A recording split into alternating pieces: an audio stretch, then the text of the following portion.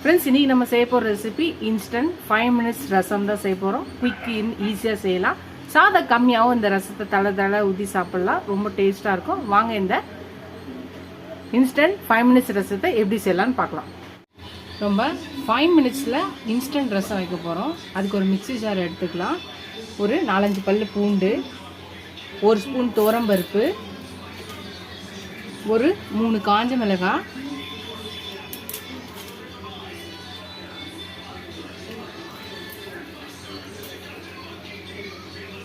ஒரு ஸ்பூன் சீரகம்,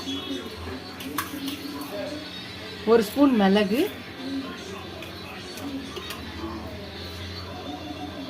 1 ஸ்பூன் தனியா, ஒரு லெமன் சைஸ் புளியை லைட்டாக தண்ணியில் ஊற வச்சுருக்கேன். இதை போட்டுக்கலாம். கொஞ்சம் கருவேப்பிலை போட்டுக்கலாம். தக்காளியை ஒன்றை கட் பண்ணி வச்சுருக்கேன். இதையும் போட்டுக்கலாம்.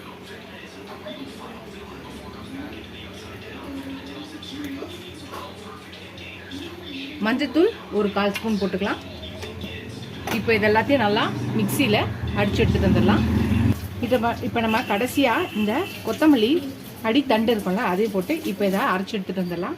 நல்லா பேஸ்ட்டாக அரைச்சி எடுத்துகிட்டு வந்தாச்சு. இது ஒரு பக்கம் இருக்கட்டும். இப்போ ஒரு பேன் வச்சுக்கலாம். அதில் 1 ஸ்பூன் எண்ணெய் ஊற்றிக்கலாம்.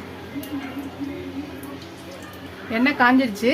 இப்போ 1/2 ஸ்பூன் கடுகு, கொஞ்சோண்டு உளுந்து, 2 காஞ்ச மிளகாய் கிள்ளி போட்டுக்கலாம். கொஞ்சோண்டு கருவேப்பிலை போட்டுக்கலாம்.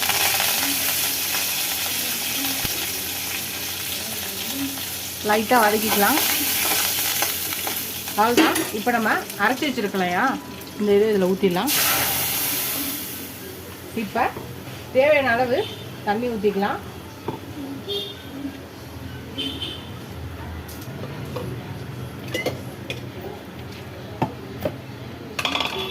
நான் இந்த மிக்ஸி ஜாரையை கொஞ்சம் வாஷ் பண்ணி ஊற்றிக்கிறேன்.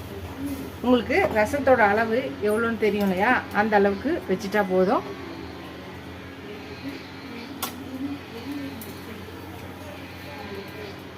இப்போ இதுக்கு அளவான உப்பு போட்டுக்கலாம். கொஞ்சம் பெருங்காயம் போட்டுக்கலாம். இப்போ லைட்டாக எல்லாத்தையும் உருட்டி கலக்கிடலாம்.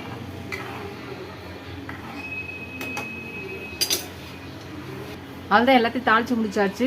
ரசம் எப்பயுமே கொதிக்கக்கூடாது. நுர தள்ளி கொதிக்கிற ஸ்டேஜ் வரும்போது அடுப்பு ஆஃப் பண்ணிடலாம். நிறைய கொதிக்கக்கூடாது. அப்போ தான் ரசத்தோட டேஸ்ட் சூப்பராக இருக்கும். அவ்வளோதான். பாருங்கள், நல்லா நுரைச்சி வருது. ரசம் கொதிக்கிற ஸ்டேஜ் கொதிக்க போகுது. இப்போ நம்ம கொத்தமல்லியை பொடியாக இது பண்ணதை போட்டுட்டு அடுப்பை ஆஃப் பண்ணிடலாம். அவ்வளோதான். நம்மளோட சிம்பிள் அண்ட் ஈஸி 5 நிமிஷத்தில் ஒரு ரசத்தை செஞ்சிடலாம். ரொம்ப கஷ்டப்பட தேவையில்ல. புளியை கரைக்க தேவையில்ல, தக்காளியை கரைக்க தேவையில்ல. டக்குன்னு செஞ்சிடலாம். இந்த ரசத்தை நீங்களும் ட்ரை பண்ணி பாருங்கள். ரொம்ப அவசரத்தில் செய்யணும்னு நினைக்கும் போது இந்த ரசத்தை நீங்கள் செய்யலாம். செஞ்சு பார்த்துட்டு எப்படி இருக்குன்னு சொல்லுங்கள். நல்லா சாதத்தை கொஞ்சம் போட்டு நல்லா தளர் ரசம் ஊற்றி பிசைஞ்சு சாப்பிடும்போது அல்டிமேட்டாக இருக்கும். நீங்களும் இந்த ரசத்தை ட்ரை பண்ணி பாருங்கள். ட்ரை பண்ணி பார்த்துட்டு எப்படி இருக்குன்னு சொல்லுங்கள். இதோட அடுத்த வீடியோவில் பார்க்கலாம். ஃபஸ்ட்டு நம்ம சேனல் பக்கம் சப்ஸ்கிரைப் பண்ணிட்டு பாருங்கள். இதுவரை சப்ஸ்கிரைப் பண்ணலாம். ஃப்ரெண்ட்ஸ்க்கு தேங்க்ஸ். இதோட அடுத்த ரெசிபியில் பார்க்கலாம். டாடா பாபா ஃப்ரெண்ட்ஸ்.